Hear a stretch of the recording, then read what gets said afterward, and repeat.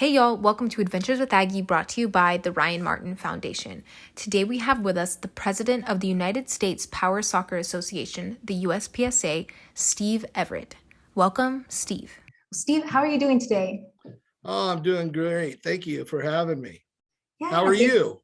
I'm great. Thank you for asking. Thanks so much for coming on. I'm excited to share your story. But first, can you just kind of give us some background into who you are and what you do? Absolutely. I'm currently the president of the United States Power Soccer Association. I've been playing the sport and been involved in the sport since the 2010-11 season when I first got my opportunity to see what the sport was like. It was pretty much love at first sight. I love team sports, and to have a sport like this that's suitable for those of us that are in power chairs, it was a no-brainer for me. Awesome. Yeah. I guess backtracking a bit, has sport always been a part of your life? Did you know that you wanted to have a career in sports?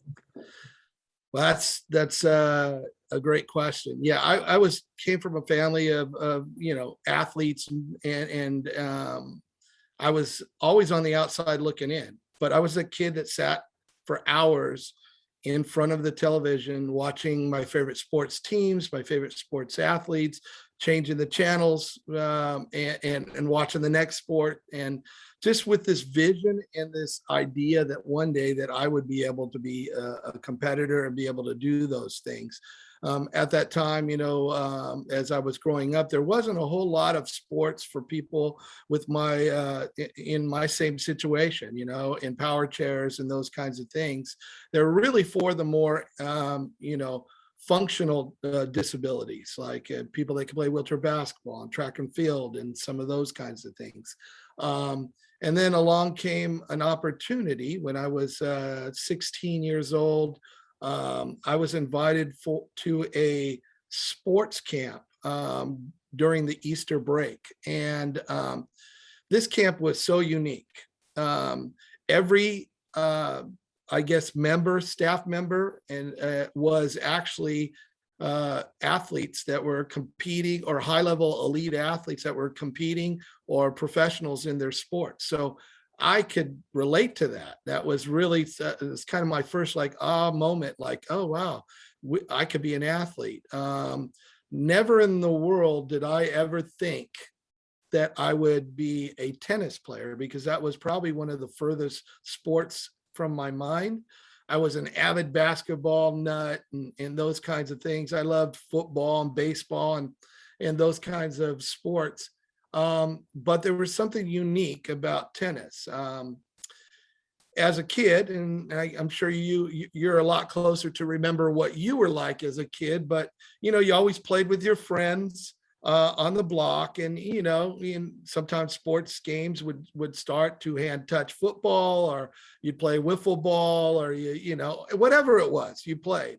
And I was always one of those kids that kind of pushed that envelope. I never would allow my friends on the block to actually not allow me to play. So we would figure out ways of me doing that. And one of those things was I would tape my hand to the wiffle ball bat when we were playing baseball or wiffle ball. And so fast forward to this tennis camp, they were kind of like, well, how is he going to hold on to this racket?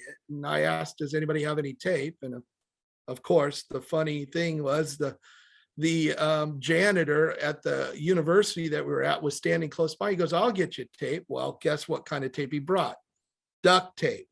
And sure enough, duct tape works for everything, right? Yeah. So sure enough, tape my hand onto the racket, and 7 layers of skin later, I'm hitting the ball, and I'm loving it.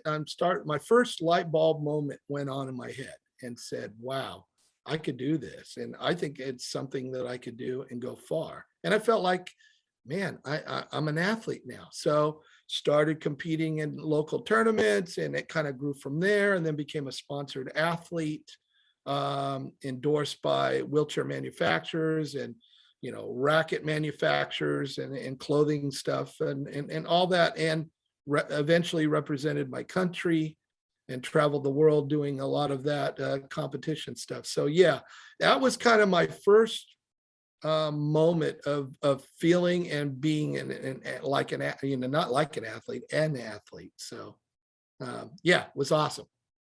That's great. I like how you kind of walked your way through tennis. And then how did you end up at power soccer?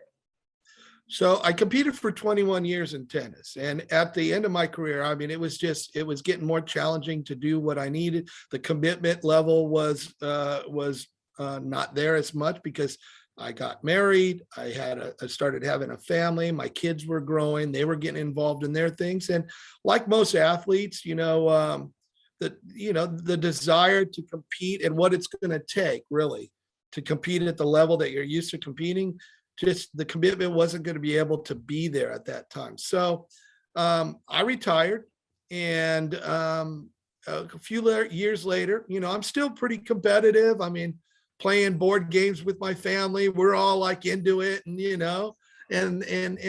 various things. But there was always that fire to be competitive. And so a friend of mine who used to play tennis said, "Hey, you got to check out this sport called power soccer." And I know me, I'm like, well, I kind of like avoided it a little bit because I'm the kind of person, if I see it and I like it, I can't just stick my toes in and see if the water's a little warm. I'm like diving in the deep end. That's just me. And so I was all in once I went and seen it. And I was like, oh, it's on a basketball court. I love basketball. It's about team. I love being part of a team. All the different things that came. It's super competitive. They have a national team. All those great things that, as a competitor, you want to strive to be the best. So there was a local team that was having a tryout, and they were looking for players. And basically I went and tried out. They let me use one of their chairs that were already set up for the sport, and it was amazing. I knew right then that this was the sport for me, and my competitive juices started kicking in again. Now my kids are a little bit older, so they're able to come. It becomes a family event, supportive, all of the above. So yeah, that's kind of how I got into the power soccer world. That's so fun. The reason or how I found power soccer was because I had seen it live. I was at the National Veterans Wheelchair Games in New York, and that was the first time I had seen power soccer. I guess I had maybe seen some clips, but being able to sit there and watch it live was so exciting. Right. I think the magic is in this, and this is just my own personal opinion. Yeah. And I think it is this way with a lot of adaptive sports in general. When you first go to watch it live, you're like, oh yeah, this is completely different than what I see on the video. But the first thing that stands out is like, wow, these chairs, they're pretty cool. And some of them are super quick on the court. You can see who the elite athletes are and compared to those that are still getting better and those kinds of things, and how well they maneuver it. And then slowly but surely, the chair fades away. It becomes, almost non-existent at times. And you notice the athlete, and you can start to recognize the strategy, the intellect of the individual athletes. All those kinds of things, I think, are what makes this so beautiful to watch. And I know the Veteran Games, it's a great opportunity. We got to get you out to a national tournament too, or some of the local events. You got a big one of the top teams in the nation is out in your area, in Syracuse, I guess.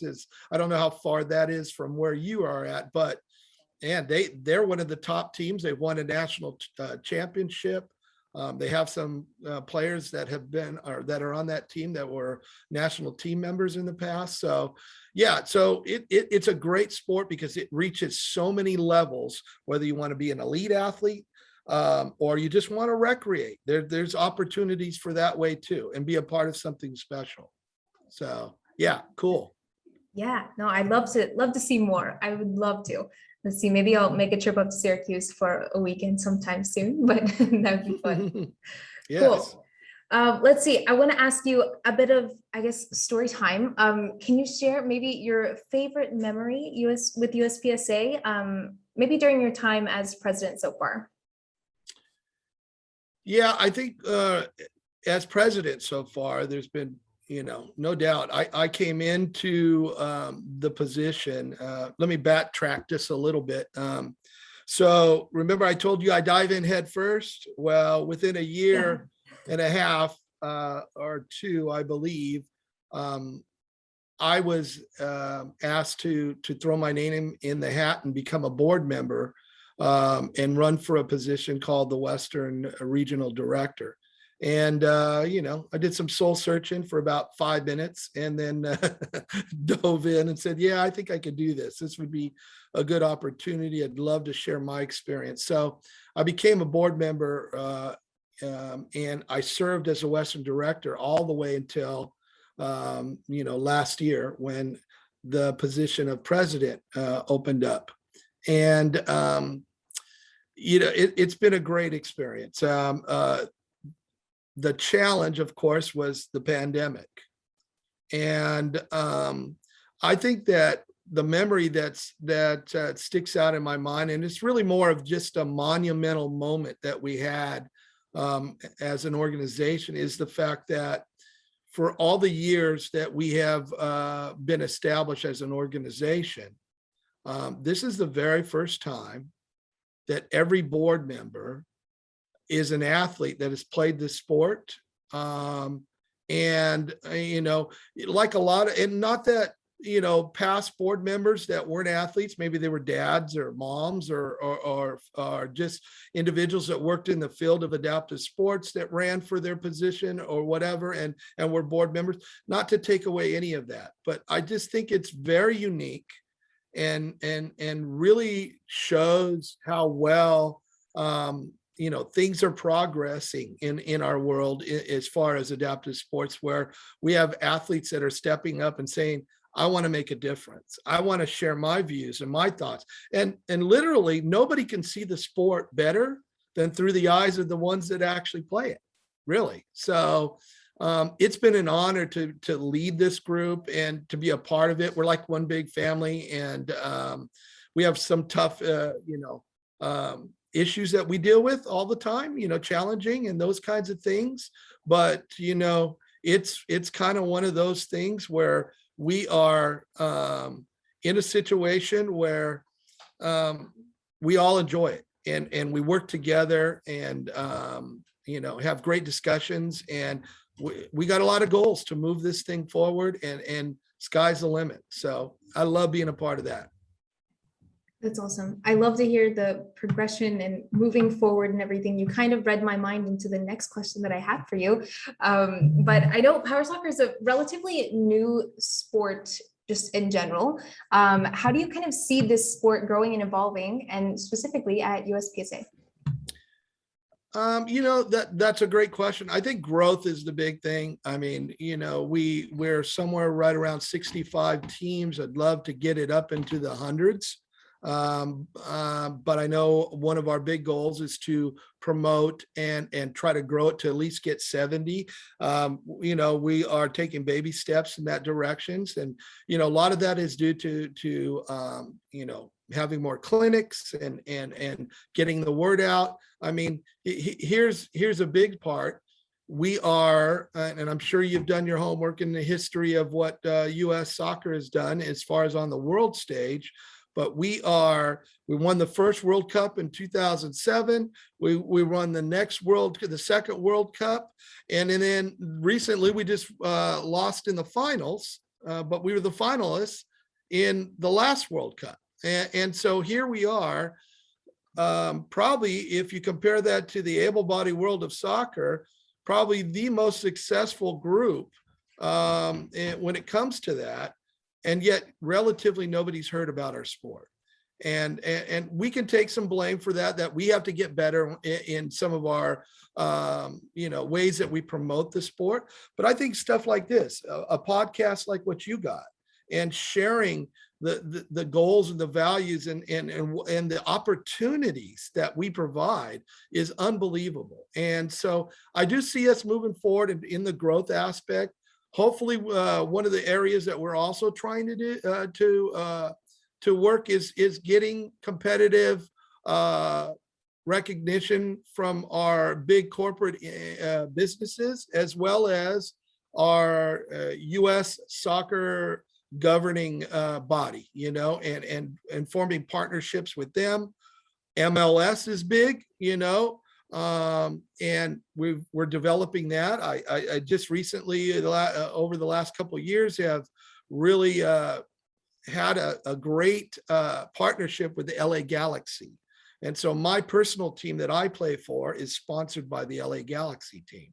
And so we need to be able to get teams like throughout the nation to partner up with their local MLS teams.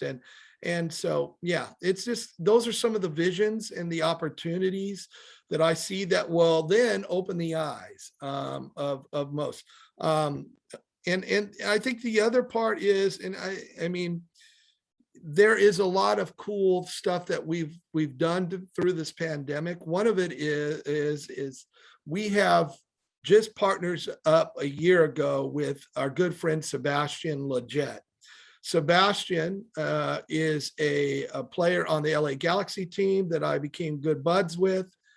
He's also on our men's U.S. national team, and he's our very first ambassador to our sport. So there's that bridge. There's that person that can help us, build that bridge and open the eyes. And he's done a great job of, just promoting us and supporting us and being involved. So couldn't ask for a better person. And he's got a great team surrounded by him. So that, I think sky's the limit with that. I'm sure we might be even developing more partnerships throughout. And so, yeah, that's a kind of part of my vision. So Yeah, no, that's awesome. That's a big vision, and I love that. I think Yeah. it's so cool to see all the moving pieces kind of coming together. Yes. And that's super awesome. I didn't know about Sebastian. That's great. But yeah, I'm excited to see what happens, what's coming next, all these things falling together.